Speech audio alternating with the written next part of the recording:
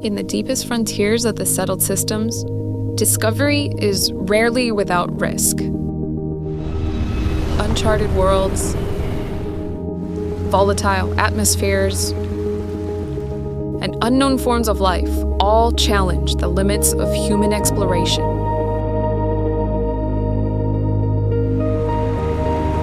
For the teams who venture into the unknown, reliable medical support isn't optional. It's essential. Introducing the Merigen-class Starwatcher, the latest addition in LEC's Star Explorer series, a dedicated medical frigate purpose-built to support mobile field system operations across every horizon. From its inception, the Starwatcher was designed as a mobile hospital first and a starship second. Onboard facilities can support 4 medical field specialists, delivering stabilization and recovery capabilities for up to 8 injured explorers. With multiple treatment bays, expanded diagnostic suites, and a state-of-the-art emergency care system, the Starwatcher ensures that help is never more than a grab jump away. Twin Hawk 500 engine nacelles propel Starwatchers to class-leading sublight speeds, granting rapid response capability across distant planetary systems. At its core, a TIG GDR grav reactor powers the ship's integrated medical infrastructure and delivers consistent, resilient output to critical ship systems. While not intended for frontline combat, the Merigen Starwatcher is far from defenseless. Outfitted with VLR-8 variable laser cannons, a Spectrum 250 particle alpha beam system, and a dorsal-mounted MAG-11 ballistica turret, the ship can secure landing zones, deter hostile threats, and protect both crew and patients during critical extractions.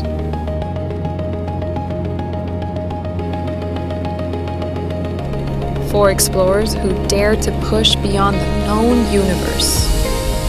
For research teams seeking answers on worlds newly discovered. For every mission where uncertainty lies ahead, the SE-Merigen Starwatcher stands ready. A vigilant guardian, a medical outpost, a lifeline in the void. The Merigen Starwatcher from Lindan Engineering Corporation. Because every explorer deserves a safe return home.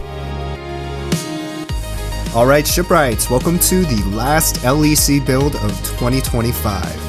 It's been a long time since I've done a Star Citizen ship, and so today we're going to be doing an inspired take on the RSI Apollo Medivac. This ship is called the Merigen-class Starwatcher, and it's meant to play the same role as the Apollo Medivac. It's also the 5th addition to the Star Explorer series that includes the Meridian Star Flagship, the Mercury Star Runner Data Runner, the Mercator Star Rider Pathfinder, and the Maricor Starbound Transport. The Starwatcher is a 2-deck ship, and the lower deck is made up of a 4x1 hab layout that contains the medbays, the infirmary, and the cargo hold, while the upper deck is a 3x1 layout that's for crew habitation and admin duties. Now, while I tried to do a recreation, I ultimately went with an inspired build here because my problem with recreations is sometimes I get a little too carried away and I start merging parts into halves, which causes interior clipping in like these really unimmersive ways, and so I end up having to sacrifice on some of the hab selection and downsizing the ship interior. So I don't know what you all prefer. I know a lot of you like to focus on your ship exteriors only, but I also know a lot of you like to decorate your interiors too. So I'm trying to find the right balance, and inspired builds are probably the best way to go about it. So that's what I've been leaning into. And since the interior is only a hab width wide, I didn't even bother with trying to make the inside accurate. I just tried to do what I could with the space available, so it is what it is. Now altogether, this ship will cost a little over 2 million credits. It sounds like a lot in the grand scheme of things, but the Material weapons and components take up 85% of the entire budget. And the most expensive items are the shield generator, the direct fire lasers, the UDC turret, and the grav drive. These 5 items alone add up to like over 1.6 million credits, while the rest of the ship costs around 200,000 credits. So, I mean, if you swap any of these out, you can save a ton on the cost to build this ship.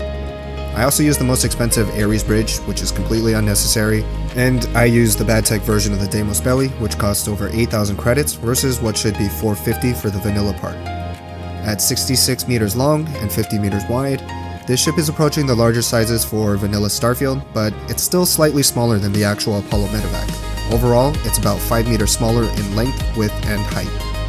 Also, this is something that I mentioned in past Starfield videos, and it's probably going to come in handy here for this build, but one of the best ways to level parts at the right height is to use an Avantech wing to assist with duplication. Since these wings stack at a fraction of the normal hab height, you can highlight another part with it, and then duplicate both of the parts using the Avantech wing spacing. Sometimes the parts can jump a little too high, but you just need to lower it a level and it should snap into place. You can also do this for built-out sections as well by highlighting all the parts in that section, then select the Avantech wing and duplicate upwards or downwards. If a hab snap is involved, you just have to shift it diagonally to the right or the left, and this will set the parts at a half step of whatever hab snap size you're using. Now remember, since you're duplicating parts, you need to make sure that the shipbuilding terminal or the vendor that you're at has the parts that you need to duplicate. Otherwise this isn't going to work because you can't duplicate parts that aren't available.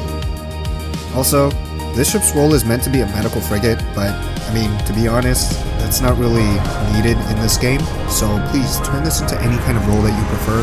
If you want to make this an exploration ship, by all means. You can turn this into a bounty hunter build, you can turn this into a smuggling ship. I think it fits multiple roles, just by the design. And last but not least, this is a pretty straightforward build. I would say it's one of my easier builds in recent memory, so if you're a veteran builder, you should be able to coast through this very easily. If you're a novice builder, this is a great way to practice. But always remember, if you have any questions or if you get stuck anywhere, feel free to reach out to me in the comments.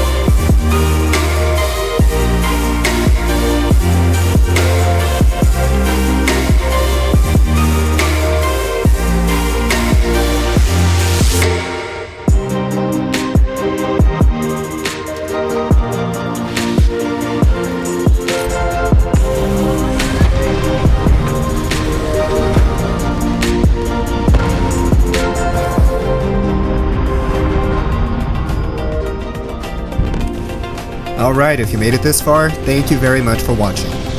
Okay, now I know I literally said this time last year, but for 2026, I really want to create an LEC Staryard POI mod where you can go and do tasks or quests to unlock ships or just purchase them from a showroom. With the build guides, my work schedule, and life, I just didn't have enough time to really sit down and educate myself with the creation kit, but I'm really hoping 2026 is the year. I have zero modding experience whatsoever, so if this all ends up being well above my pay grade, at the very least, I'm going to release some ship packs that you can download from Creations.